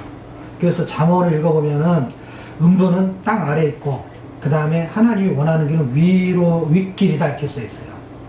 그래서 하나님은 다 윗길로 가기를 원해. 한국말을 잘 이해하셔야 되는데 다윗의 길이 있고 다 하고 뛰었다가 윗길, 그게 다윗길. 그게 잠언에 써 있어요. 정확하게 다 윗길로 가기를 원한다. 아랫길로 가지 않고. 그게 생명으로 가는 길이 윗길인데 모든 사람이 그렇게 가길 원해서 다윗길로 나온 거야. 그 다자가 마늘 다자야. 그래서 정말 다윗이라는 사람한테 그렇게 다윗의 길로 가라고 했는데 그게 참호를 내가 읽다가 야 정말 이런 성경 구절이 있구나. 제가 외우지 못해갖고 제가 읽어주지 못하는데 옛날에 그 강의 많이 할 땐 다 외워가지고 설명했거든요. 아랫길은 음부의 길이고 윗길은 생명의 길이다 이렇게 써있어요. 잠언에. 한 20장쯤 뒷부분에 있는데 그렇게 써있는 걸 보고 이걸 읽다가 야 하나님은 참 사람 이름에다가 어떻게 이렇게 교묘하게 다윗 길로 가기를 원하는 거야. 다윗의 길이라는 게 열왕기상 3장 14절 읽어보면 다윗의 길이 어떤 길이냐 그 다윗의 길이 아니고 사람 다윗의 길이 아니라 다윗이 갔던 길을 말하는 거야. 근데 다윗이 어떤 길을 갔냐 하나님이 가라고 한 길을 갔다는 거야. 그 길이 어떤 길이냐 내가 가라고 한 길은 이 길이야. 그거는 내 길이야 이렇게 써있어요. 하나님의 길이 다윗의 길이었던 거예요. 그 3장 14절 읽으면 주석 볼 것도 없어요. 그냥 다 해석이 돼요. 성경은 그 정도로 정확하게 설명이 돼 있어요. 내 법, 내가 원하는 그 말씀대로 사는 게 다윗의 길이라는 거야. 왜냐하면 다윗이 내가 원하는 길로 갔다라는 거야. 그게 지금은 주님이 가신 길이고 주님의 길이에요. 주님의 가신 길이 그 당시는 다윗의 길인 거예요. 주님이 하나님이 원하는 길로 갔기 때문에. 그래서 세계명 서로 사랑하고 하는 게 주님이 갔던 길이에요. 그 길이라는 게 동네 길이 아니에요. 그 삶을 말하는 거예요. 그렇게 살았다는 거예요. 그렇게 살기를 원한다는 거예요. 그 길로, 그리고 그 길이 하늘로 연결된 길이라는 거예요. 길도. 그리고 길이라는 거는 영어로 메서드, 방법이잖아요. 어떻게 사는 길, 할 때 길이 길이면서도 그게 방법이라는 영어 단어로 해석이 되듯이 그런 길이 있다는 거예요. 어떤 방법이 있어? 어떤 길이 있어? 뭐 그런 길을 말하는 거예요. 그게 다윗 길을 말하고 있었던 것입니다. 그렇게 열왕기 하는 끝이 나게 됩니다. 그래서 다윗 길로 가지 않는 것을 징계하기 위해서 1차, 2차, 3차 포로로 잡혀가는 게 열왕기 하 24장, 25장에 등장하는데 그때 중요한 왕이 5명이 등장하는데 그게 16대 왕 요시야, 그 다음에 요아스, 그 다음에 여호야김, 여호야긴 요 두 놈이 아주 긴가민가해. 누가 김신지 긴신지 몰라. 그 여호야김, 그 다음에 시드기야 에서 16, 17, 18, 19, 20대 왕을 이건 외우셔야 돼. 그러니까 그 열왕기상에서는 아합하고 여호사밧 정도만 알아도 되고요. 열왕기 하에 와서는요, 히스기야라든지 이런 사람들은 당연히 잘 알겠죠. 근데 이렇게 끄트머리에 있는 이 유명하지 않는 왕들을 이렇게 알아두면은 뭐가 도움이 되느냐? 에레미야에 가서 성경 읽을 때 도움이 많이 돼요. 왜냐면 요 왕 때 이야기가 에레미야 이야기야. 그 시드기야 나왔다, 여호야김 나왔다. 여기서 5명 중에서 이 왕은 죽었어요. 죽어서 별로 나타나지 않아요. 근데 대명사로 외우는 거죠. 외우는데 이 왕들이 이렇게 격으로 왕을 할 때 이렇게 두 왕이 핵심적인 왕이에요. 여호야김, 시드기야. 이게 11년씩 해먹어요. 그리고 이렇게 두 왕은 하나는 애굽에 잡혀가고 하나는 바벨론에 잡혀가요. 그때 요건 딱 3개월씩 해. 자 보세요. 3개월, 11년, 3개월, 11년. 여기도 좋아. 30일, 30일 이렇게 개월수가. 그래서 두 왕들은 중간에 낑겨서 복잡하게 만드는 역할을 하는 거야. 그래서 복잡하게 만드는 역할에 초점을 잡았는데 이걸 5개 다 어떻게 외우지? 5개 외울 필요가 없어요. 이렇게 두 왕이 등장을 하는 거예요. 근데 요놈이 이게 걸쳐 있어서 그림을 그리는 거죠, 이렇게. 근데 핵심은 요 두 왕이야. 요야김하고 시드기야. 그 11년이라는 걸 잘 기억하셔야 돼요. 그럼 에스겔이 읽어지는데 도움이 돼. 왜? 11년이라는 기간 때문에 에스겔은 연도를 자꾸 써. 내가 사로잡힌 지 5년 후에, 내가 사로잡힌 지 8년 후에 이런 단어를 써요. 그럼 사로잡힌 지 몇 년 후에 라는 게 2차로 잡혀가잖아요. 2차로 잡혀가기 때문에 시드기야가 왕을 했을 때, 시드기야는 3차 때 죽긴 하지만은 2차 때 잡혀가면서 이제 시드기야가 왕을 하는 거예요. 그러니까 이때 이제 잡혀간 게 이제 에스겔이잖아요. 1차 때 잡혀간 게 이제 다니엘이고, 그때가 이제 잡혀가는 연도를 외우지 않아도 돼. 그래서 에스겔은 내가 사로잡힌 지 몇 년, 그러니까 2차 포로로 잡혀간 연대라면 계산할 수 있는 실력이 되지만 몰라도 상관이 없어요. 사로잡혔는데 25살에 사로잡혀. 그리고 5년 후에, 그러니까 그가 30세가 됐을 때에 이제 선지자 활동을 하는 거예요. 그래서 그게 에스겔 1장이에요. 그래서 이제 사로잡힌 지 8년 그러면은 시드기야가 왕을 8년 하고 있을 때야. 사로잡힌 지 11년 그럼 나라가 멸망하는 거예요. 네, 그렇게 성경이 쉬워요. 어렵지가 않아요. 외우기가 되게 좋아. 이거를 지금 외우라는 게 아니라 이렇게 기억하고 있다가 나중에 예레미야 말할 때, 그렇지, 이게 생각이 나요. 그때 복습을 하게 되면 그게 이제 잘 있게 되는 거예요. 처음에 다 외우려고 할 필요가 없이. 자, 그렇게 해가지고 이제 1, 2, 3차로 잡혀가면서 이제 끝이 나고 나서 이제 포로에서 귀환되는 이야기를 하게 되려면은 이제 욥기시편, 잠언, 전도 이런 거는 사실은 왕정시대로 갖고 와야 되는 건데, 그거는 이제 시대순의 공부고, 이제 우리가 이제 문학적인 공부하게 되는 게 순서대로 해야 되는데, 이렇게 잡혀가서 다시 돌아올 때 얘기를 하려면 에스라, 느헤미야서를 이제 얘기해야 되는 거죠. 이제 그거는 이제 다음 주에 이제 에스라, 느헤미야서 얘기하면서 거기에 이제 시가서 얘기를 할 때는 이제 어떤 의미를 또 부여해서 얘기를 제가 하면 되고, 이렇게 잡혀가서 돌아오는 이야기를 하는 거에 역대상하가 기록되어 있는, 역대상은 사무엘 상하의 이야기의 내용을 주로 다루고 있고, 그 다음에 열왕기 상하의 이야기는 역대하에서 주로 다루게 됩니다. 그러니까 역대상의 이야기는 사무엘 상하에 대한 이야기니까, 그리고 관점이 선지자의 관점이 아니라 제사장의 관점에서 기술을 해요. 그러다 보니까 이제 열왕기 상하에서 등장, 사무엘 하하, 그 다음에 열왕기 상에 등장하는 사람이 누구냐면, 사무엘 하에는 다윗이 등장하고, 열왕기 상에는 솔로몬이 등장하잖아요. 근데 열왕기 사무엘 상까지는 역대 상에 등장하니까 역대 상에는 다윗의 이야기로 끝나요. 그리고 역대 하에서는 솔로몬 이야기부터 출발하게 되는 거예요. 이야기가. 근데 이 이야기에서의 관점의 차이가 있기 때문에 다윗이 실수하고 잘못한 이야기를 역대상에서는 기록하지 않아요. 그 다음에 솔로몬이 실수하고 잘못한 이야기를 역대하에서 기록하지 않아요. 그러니까 그게 역대상하를 합치면은 결국에는 사무엘상하, 열왕기 상하를 합쳐놓은 거예요. 그러니까 4권의 책을 2권에 합친 거죠. 2권에 합친 이 이야기가 이제 다윗부터 사실은 출발한 거예요. 다윗의 초점을 잡고 있는 거예요. 다윗을 통해서 하나님의 나라가 회복되는 거에 대표적인 이름을 다윗이야. 그러니까 사울의 이름은 한 번 정도 등장하지, 역대기에는 사울의 내용을 기술하고 있지 않아요. 1장에서 역대상 1장에서 9장까지는 창세기서부터의 족보를 쫙 가지고 오다가 10장에서 이제 사울의 이야기는 다윗을 연결시켜서 잠깐만 말하고, 그리고 그냥 11장서부터 29장 갈 때까지는 다 다윗의 이야기예요.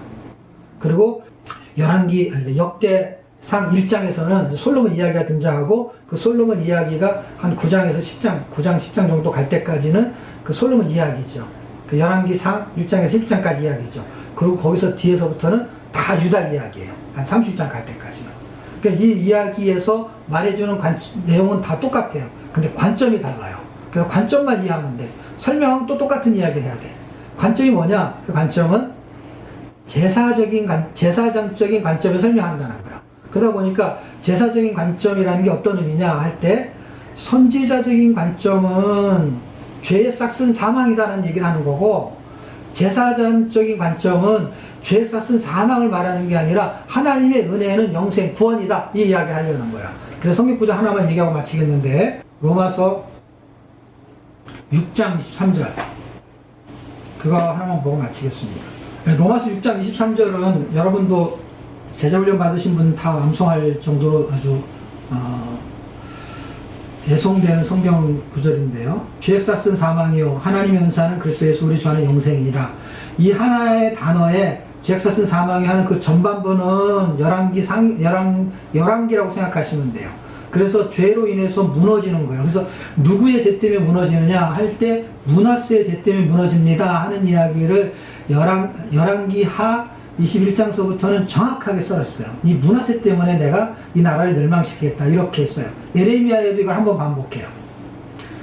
그런데 그러니까 열왕기는 무너지는 거예요. 근데 똑같은 내용을 쓰고 있는 게 역대기예요. 똑같은 내용을 쓰고 있는데 회복을 초점으로 맞춰요. 이제 하나님의 나라를 회복할 것이다 라는 관점에서 이 줄거리를 쓰고 있기 때문에 끝을 멸망으로 쓰는 게 아니라 회복하는 거하고 연결시켜 해석을 하고, 그러니까 하나님의 은사는 그리스도 예수 안에 있는 우리 주 안에 있는 영생이라. 이 말은 뭐예요?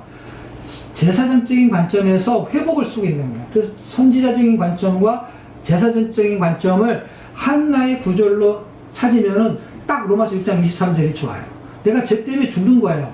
그런데 하나님의 은혜, 예수님 때문에 내가 사는 거예요. 그러니까 이스라엘 백성의 이 성전이 무너져요. 누구 때문에? 이스라엘 백성의 죄 때문에. 근데 하나님 이 성전을 다시 회복해요. 뭐 때문에? 하나님의 의 때문에 다시 회복이 되는 것입니다. 그게 열왕기와 역대기의 큰 차이점인 것은 내용이 아니라 관점이에요. 그 관점으로 여러분이 보시면 아마 역대기도 재밌게 읽어낼 수가 있을 것입니다. 자, 여기까지 하겠습니다. 수고하셨습니다.